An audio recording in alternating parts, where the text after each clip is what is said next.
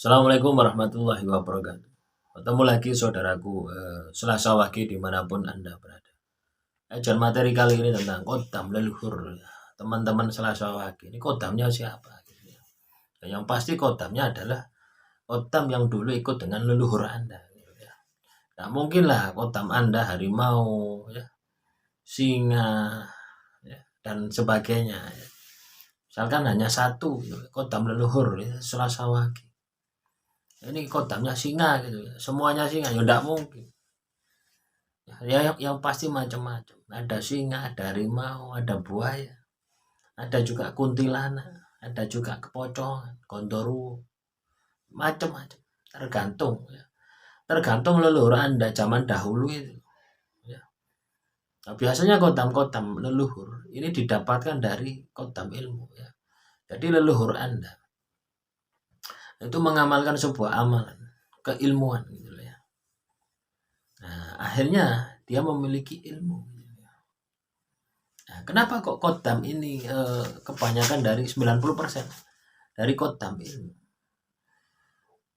Karena ketika kodam tersebut ya pindah ya, atau diwariskan ya, atau mencari tuannya yang baru yang berupa anak keturunannya.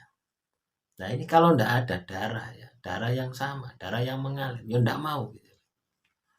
Ndak mau ada ikatan ya, perjanjian ya, batin dengan kodam dengan penerusnya ya. Ndak mau kalau ndak bukan ada darahnya. Saya kasih contoh ya, misalkan saya ini punya orang tua. Orang tua saya ini sudah meninggal. Ya, yang laki-laki ini sudah meninggal. Dia ahli kebatinan, ahli wirid.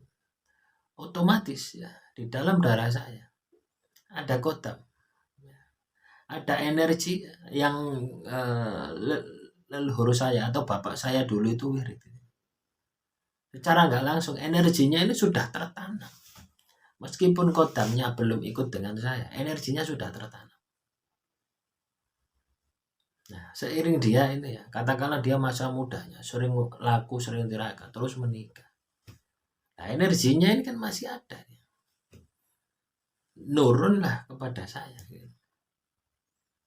Nah, sehingga ketika kodam leluhur ini mewaris atau nurun kepada anak keturunannya, itu mudah penyelarasannya. Kenapa? Karena saudara. Beda ya, keturunannya misalnya anak angkat, anak tiri. Ya beda lagi. Ya sulit. Bahkan tidak bisa. Kenapa seperti itu? Karena energinya tidak ada gitu. Tidak ada jalur energinya itu tidak ada. Nah itulah teman-teman ya kaitannya dengan kodam leluhur. Nah, terus kodam leluhur itu siapa? Kodam leluhur itu adalah jin, perewangan ya, yang ikut dengan leluhur Anda zaman dahulu. Nah, jadi ketika Anda diikuti oleh kodam leluhur, jangan berpikir bahwasanya Anda ini diikuti oleh arwah leluhur Anda. Jangan. Salah kaprah. Bahwasanya yang mengikuti Anda ini adalah kodam, pembantunya, gitu, jinnya. Gitu. Ya, ada juga ya yang mengatakan oh kodam Siliwangi, ya, kodam Sunan Kalijogo. Lah ini kan ya salah gitu ya. Masa Sunan Kalijogo mengikuti Anda? Kan dia enggak masuk akal gitu loh ya. Enggak masuk logika. Tapi kalau kodam yang dulu ikut dengan Kalijogo, ya Sunan Kalijogo ikut dengan Anda, nah, ini masih masuk akal. Nah, kalau Sunan Kalijogonya ya sudah tenang di alamnya gitu ya.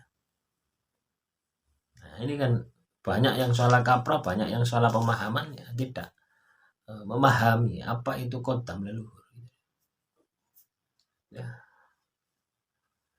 Hanya yang terlihat ya tidak sampai detail. Biasanya orang terawang itu hanya melihat oh kodam leluhurnya kakek-kakek bersorban, kakek-kakek pakai pakaian adat Jawa. Gitu. Hanya sebatas itu tanpa bisa sampai detail gitu ya. Ada juga ya yang kakek-kakek tadi itu juga bisa berubah menjadi singa, kerbau. Itu juga bisa. Mudah teman-teman ya. Jadi kodam itu mudah merubah wujud. Misalkan ya, saya melihat kodam Anda, teman-teman Selasa Wage. Kodam Anda ini tidak berkenan saya lihat. Maka dia akan menampilkan wajah sangar dia gitu ya. Bukan wajah aslinya. Artinya apa? Dia akan berubah wujud. Nah, makanya ya, orang itu ya, hasil terawangan itu beda-beda.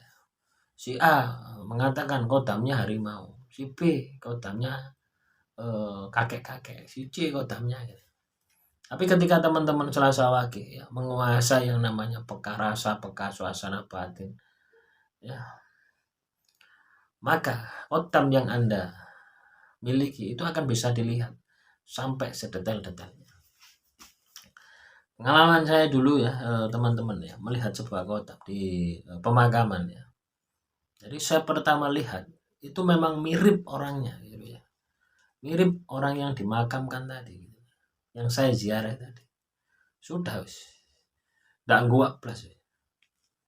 Nah, setelah saya lihat ya, lihat terus. Nah, ternyata naga. Sudah tidak berubah lagi, naga.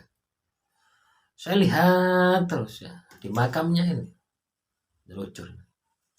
Saya lihat terus, ternyata apa? Jadi tumbak. Gitu. Nah, berarti yang dimakamkan di sana, ya, di petilasan sana, bukan orangnya, tapi pusakanya, gitu loh, yang dulu dibawa orangnya tadi. Nah, dimakamkan di sana. Nah, kodamnya ular naga. Jadi seperti itu teman-teman tahapannya. Tes, sampai ujungnya. Nah, kebanyakan ya kodam itu akan identik, akan menyerupai orangnya. Jadi kalau Anda teman-teman Selasa Wage, bahwasanya Anda ini mimpi ditemui oleh kakek Anda ya, kadang itu juga bisa jadi bukan kakek Anda, tapi itu adalah kodam yang ikut dengan kakek Anda. Nah, semacam itu teman-teman. Sama halnya ketika saya melihat pertama ya, di kuburan itu, saya tidak punya niat ya untuk terawang itu, tidak ada ya. Waktu itu tidak ada. Yang saya lakukan hanya datang ke makam itu ya untuk mendoakan gitu aja. Karena diajak teman saya ya, teman saya penasaran gitu. Padahal saya tinggal di tempat itu ya sudah lama gitu ya. Sudah 8 tahun, baru itu saya ke sana. Ya. Nah, diajak teman saya ya, kebetulan rumahnya jauh ya. Waktu itu datang ke rumah saya. Saya ajak gitu. Oh, dia ngajak saya, terus saya ujakan. Gitu. Nah, disitulah saya melihat gitu. Penampilan kodam tadi. Ya memang mirip ya. Kalau misalkan kodam yang ikut dengan Sunan Kalijogo ya mirip dengan Sunan Kalijogo. Padahal itu bukan Sunan Kalijogo. Ya, setelah kita telusuri, kita lihat ternyata berubah jadi naga. Setelah kita telusuri lagi, ternyata tumbak ya, delocor seperti ini. Nah biasanya teman-teman ya, ketika sudah wujud semacam itu ya, sudah wujud semacam itu bisa kita kelihatan total, itu biasanya pusaka tersebut ya, mau ikut dengan saya gitu ya. Jadi dengan bukti ya yang saya buktikan itu dulu itu ya, jadi sampai saya pulang ke rumah itu ngikut naganya gitu ya. Jadi kodamnya itu ikut, jadi seperti tidak terawat gitu ya. Anda tahu naga itu